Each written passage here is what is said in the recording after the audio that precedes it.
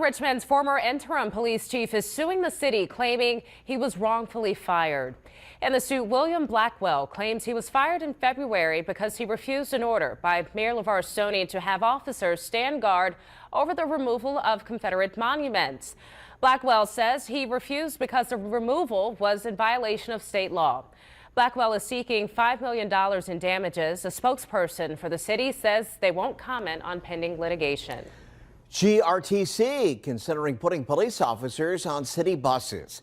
It's just one idea the transit agency and city council are debating to improve safety following a recent homicide on board a GRTC bus. Richmond reporter Henry Graff joining us live from downtown with more on today's meeting. Henry.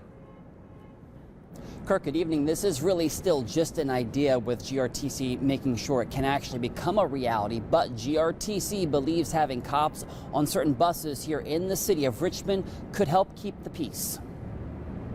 Everybody is at a heightened state of tension. Fallout from the pandemic is spilling onto public transit buses in Richmond.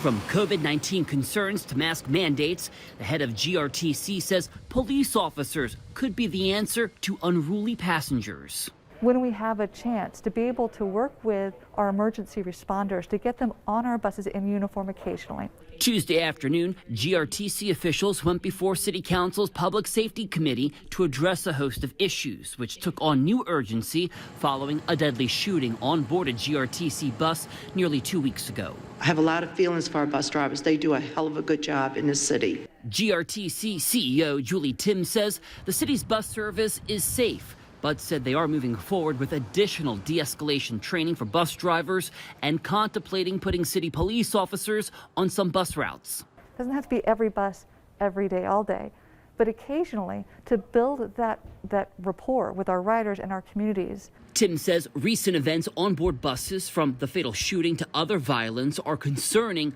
but rare in Richmond.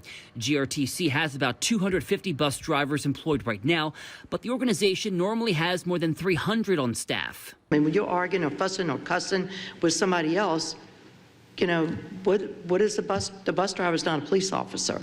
He's not a social worker. The shortage is causing the transit service to make changes to bus routes and schedules, another point of contention. I'm getting so many calls that GRTC is not picking them up on time. They don't know, the schedule anymore. They're changing the schedule. Back out here live, GRTC will go back before that city council committee coming up in January. Now, I did reach out to RPD, a spokesperson telling me at this point in time they've not been looped in on any potential plans with GRTC.